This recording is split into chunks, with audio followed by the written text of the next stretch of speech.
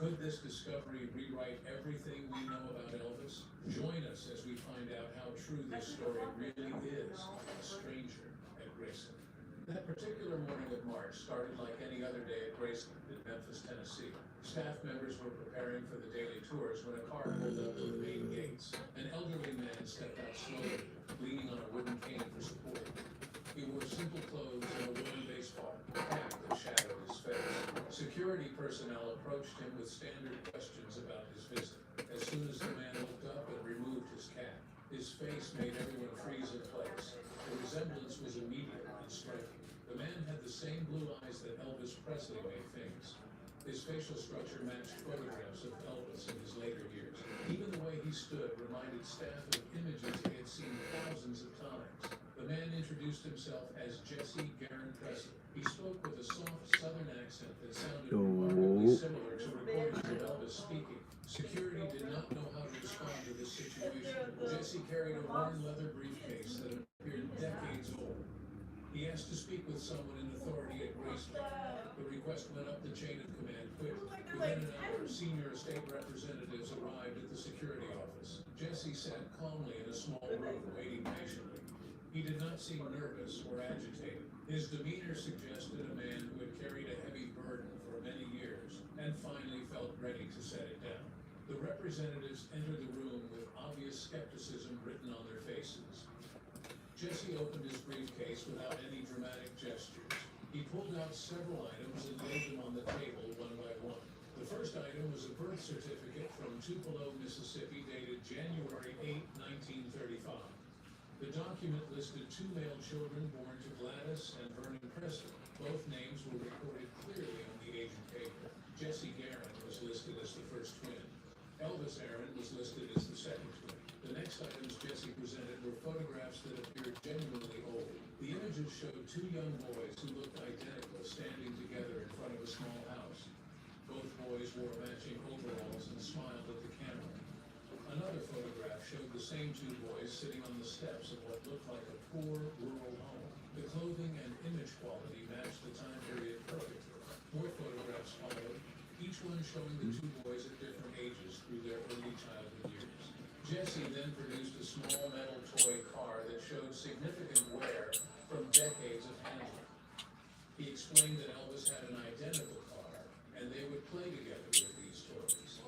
He described specific memories of their early childhood in Tupelo. Details about the small two-room house where the Presley family lived. He mentioned the specific location of the well in the yard. He described the inside layout of the house with accuracy that would be difficult for an outsider to fabricate. The representatives listened with growing unease as Jesse continued sharing memories. He described Gladys Presley's cooking habits and her favorite hymns. He recalled Vernon Presley's struggle to find steady work during the Depression years. He even mentioned specific neighbors by name, describing their relationships with the Presley family. Every detail matched historical records that only close family members would know. The specificity of the details made dismissing them as a fraud increasingly difficult. Jesse spoke about being separated from his twin brother when they were very young. He explained that the family faced desperate poverty that threatened their survival. Gladys and Vernon made an impossible choice to ensure at least one child would have a better chance. Jesse was given to a relative who lived in a different county. The official story became that the firstborn twin had been lost at birth. Only a handful of people knew the real truth about what happened that winter night in 1945. The physical resemblance became more apparent as Jesse spoke. When he smiled, the similarity to Elvis was startling. The shape of his mouth and the way his eyes crinkled matched countless photographs. Even his hand gestures reminded observers of Elvis during interviews. The voice carried the same Mississippi Delta accent that Elvis never completely lost despite years of fame. Age had weathered Jesse's face, but the genetic connection seemed undeniable to everyone in the room.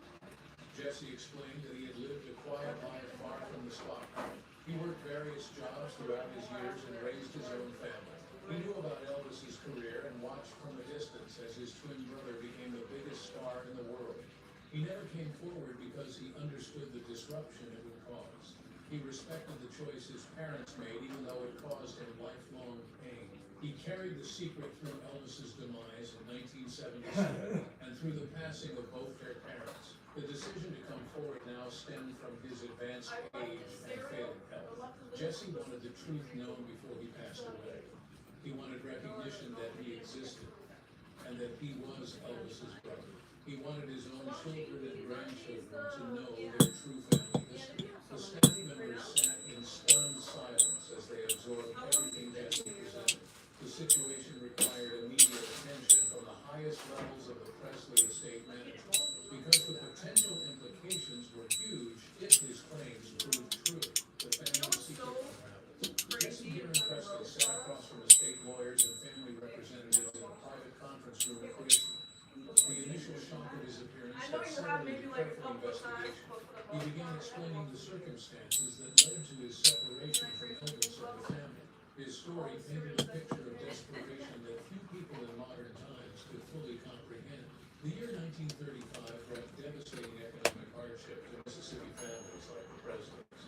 Vernon Presley struggled to find any work at all during those brutal Depression years. The family lived in a tiny two-room shotgun house in East Tupelo that Vernon built with borrowed materials. Gladys was pregnant and terrified about bringing children into such circumstances. When she went into labor on January 8th, both twins arrived early and appeared weak. The attending doctor expressed concern about their survival chances. The family had no money for proper medical care or even adequate food. Jesse described being born first, but smaller and weaker than his brother. Elvis came second and showed more strength despite also being premature. Gladys held both babies and wept because she knew their situation was impossible. Vernon stood helplessly watching his wife and newborn sons. The house had no heat except a small wood stove. They had almost no food in the cupboard. The few relatives who knew about the twins arriving began discussing options that nobody wanted to consider. Vernon's cousin lived 2 counties away and had slightly better circumstances. She had lost a child years earlier and agreed to take one of the twins temporarily. The plan was supposed to be short-term until Vernon could find steady work. Gladys chose to keep Elvis because he appeared stronger and more likely to survive. Jesse was wrapped in blankets and taken to the cousin's house within days of being born. Gladys made the cousin promise never to reveal the truth to anyone outside the immediate family. The temporary arrangement became permanent as months passed. Vernon found occasional work, but never enough to support bringing Jesse back home. Gladys visited when she could manage the distance. Each visit became more painful as she watched both boys grow. The cousin grew attached to Jesse and began resisting the idea of giving him back. Eventually, an unspoken understanding developed that Jesse would remain where he was. The official story became that the firstborn twin had passed away at birth. Jesse grew up knowing the woman he called his mother was actually his cousin. She told him the truth when he turned 10 years old. She explained that his real parents were Gladys and Vernon Presley, and that he had a twin brother named Elvis. She made him promise to keep the secret because revealing it would destroy the family. Jesse struggled with this knowledge throughout his childhood. He wondered about his twin brother constantly, but honored his promise to stay silent. As Elvis became famous in the 1950s, Jesse watched from a distance with mixed emotions. He saw his twin brother on television and felt a connection he could never acknowledge. He attended one concert in disguise and stood in the back of the venue. Seeing Elvis perform created an overwhelming sense of loss for the life they could have shared. Jesse before the concert ended because the emotion became too intense to bear. Vernon and Gladys knew Jesse was alive, but maintained the public story about the deceased twin. Gladys carried heavy guilt about the choice she made. She occasionally sent money through the cousin to help with Jesse's expenses. Vernon visited twice over the years, but found the encounters too painful to continue. The secret remained protected even as Elvis's fame grew to extraordinary levels. The family feared that revealing the truth would create a media circus that would harm everyone involved.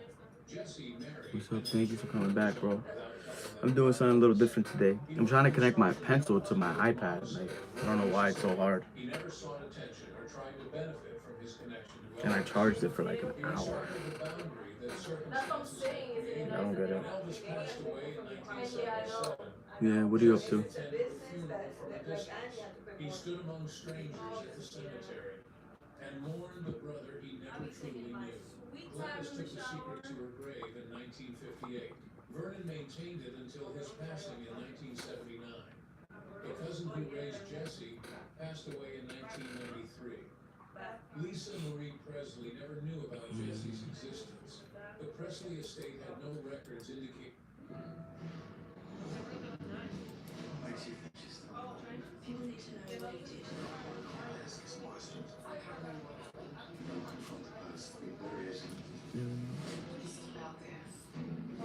Yeah, bro, I don't know what's happening. I had it connected. I disconnected because it wouldn't work. This iPad is brand new. This is literally the latest iPad. I don't know what's wrong with it though. It wants me to restart my laptop. Maybe if I connect, you know what? You just gave me an idea, bro.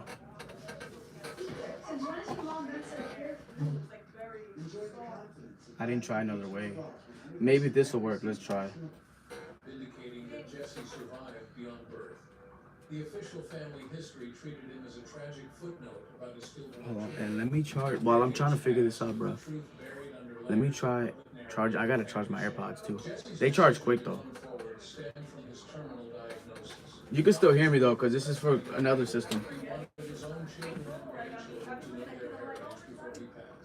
He gathered every document and photograph he possessed. He located the cousin's children who confirmed parts of his story, and then prepared himself for disbelief and hostility. Yeah, I don't know. He drove to Graceland knowing this revelation would shock everyone. He owed it to himself and to Elvis to finally tell the truth after 90 years of silence. But no one knew what was coming next. The DNA testing process. The Presley estate faced an unprecedented situation that required careful handling. Jesse's claims came with enough documentation and detail to warrant serious investigation. The state lawyers convened emergency meetings to discuss how to proceed. Simply dismissing him seemed irresponsible given the evidence he presented. However, accepting his claims without verification would be equally problematic. The solution involved comprehensive DNA testing under the strictest scientific protocols available. The state representatives contacted 3 separate genetic testing laboratories with expertise in forensic genealogy. Each facility had established reputations for accuracy and had handled high-profile cases previously. The decision to use 3 independent labs would eliminate any possibility of error or contamination. Each laboratory would receive samples and conduct testing without knowledge of what the other labs were doing. Results would be compared only after all 3 completed their analysis. The challenge involved obtaining verified DNA samples from Elvis himself. Graceland maintained a climate-controlled archive containing various personal items from throughout Elvis's life. Preserved hairbrushes. I'm gonna try this way. Samples existed from different periods of his career. A sealed This collection should work. medical samples taken during Elvis's lifetime. These materials have been carefully stored and documented over the decades. Chain of custody records existed it worked. for each item to prove authenticity Yes. and prevent tampering. That works. Jesse provided multiple DNA samples willingly and without hesitation. He gave blood samples, cheek swabs, and hair That worked, bro. to ensure Thank you. You really opened my mind to something I should have tried and I was ignoring it. to conduct whatever analysis they deemed necessary. His cooperation and eagerness to proceed impressed the estate representatives. Someone attempting fraud would typically show more reluctance about extensive scientific testing.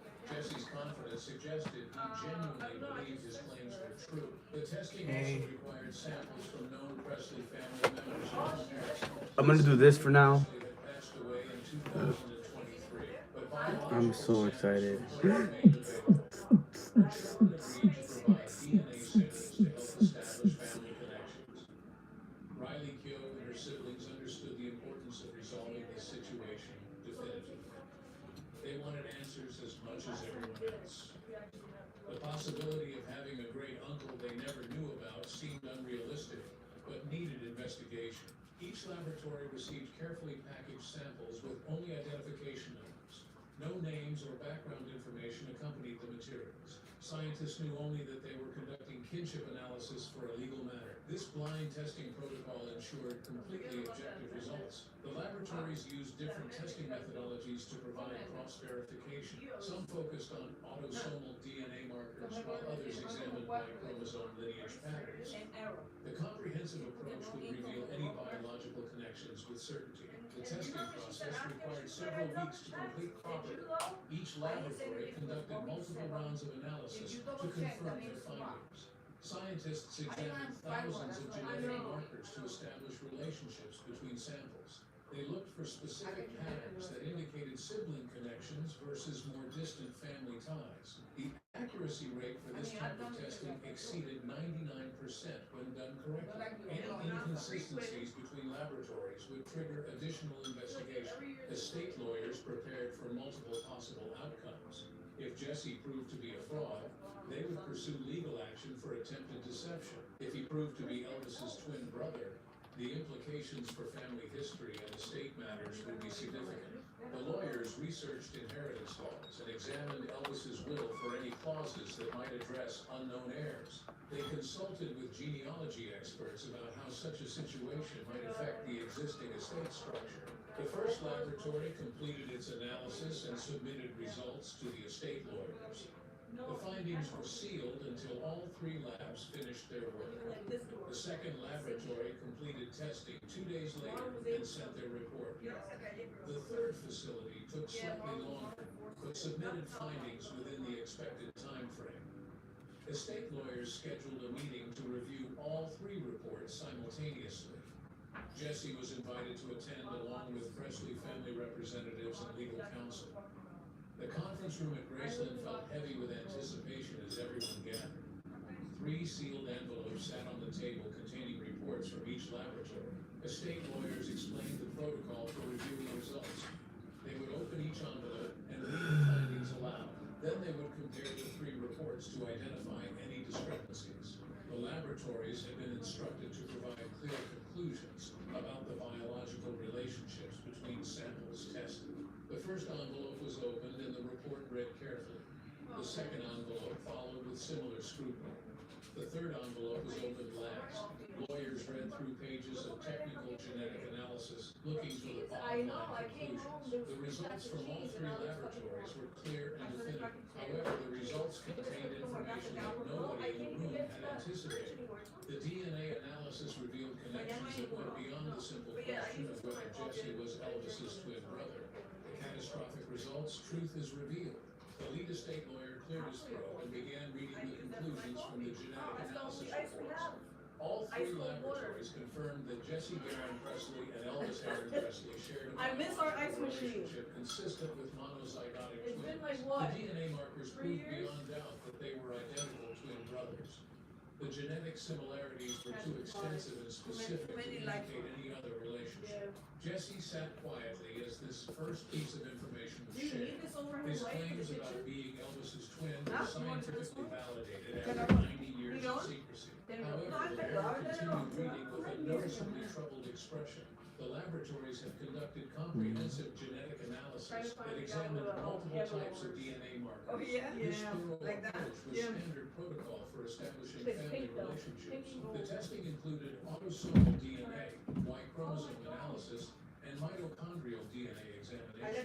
Each type of genetic material provided different information about family lineage and connections. The results revealed unexpected patterns that prompted the laboratories to conduct additional verification testing. The Y chromosome analysis showed something that contradicted the official Presley family history.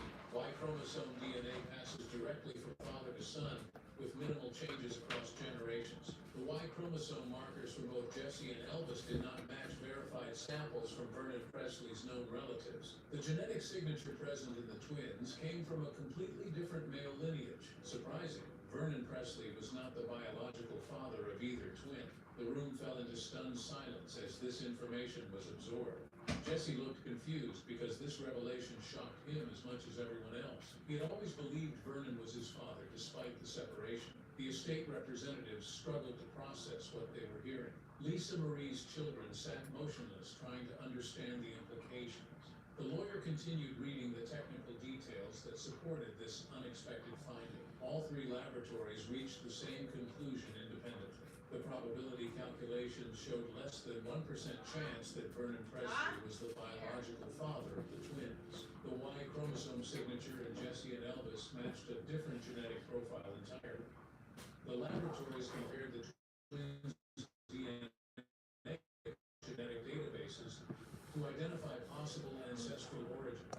The paternal lineage showed connections families in the Tupelo area, but none with the surname Presley or any of Vernon's known relatives. The mitochondrial DNA analysis confirmed that Gladys Presley was definitely the biological mother of both twins. This genetic material passes from mother to children and showed clear connection to Gladys's verified relatives. The maternal lineage was exactly what everyone expected it to be.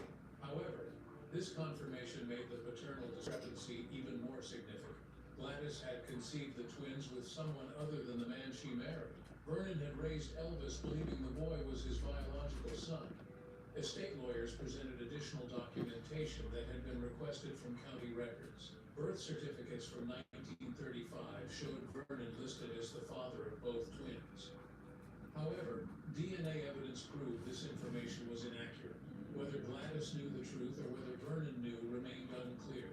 The timing of Gladys and Vernon's marriage coincided with the pregnancy. They married on June 17, 1933, and the twins were born January 8, 1935. The conception would have occurred in early 1934, after the marriage had already taken place. Historical research conducted during the DNA testing period provided some context. Multiple sources documented that Vernon and Gladys went through a difficult period in their marriage during 1933 and early 1934. Vernon struggled with unemployment and reportedly drank heavily during this time. Some accounts suggested periods of separation where Gladys stayed with various relatives. These circumstances could have created opportunities for the relationship that resulted in the twins' conception. However, no documentation identified who the biological father might have been. The genetic signature from the twins suggested their biological father came from families who had lived in Mississippi for multiple generations. The Y chromosome markers indicated European ancestry with some mixture typical of southern populations. Beyond these general characteristics, the laboratories could not provide specific identification without DNA from potential candidates. Identifying the biological father would require testing male descendants from families Gladys knew during that time period. Such an investigation seemed unlikely to produce results after 90 years. Jesse struggled to process this information about his parentage. He had spent 90 years believing he was Vernon Presley's son. Learning that Elvis was his twin brother came as validation of what he had always known. Learning that Vernon was not their biological father created an identity crisis he had not anticipated. His entire understanding of his origins had been built on incomplete and inaccurate information. The truth was more complicated than anyone had imagined. The Presley family representatives dealt with their own shock at these revelations. Elvis Presley's identity was intertwined with his family background and upbringing. The narrative about his poor Southern roots and his relationship with his parents was central to his life story. Learning that Vernon was not his biological father changed basic assumptions about Elvis's heritage.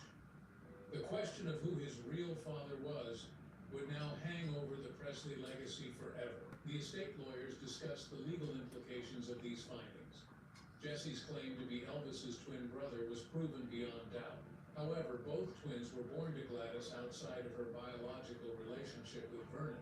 This fact complicated matters regarding the estate and inheritance rights.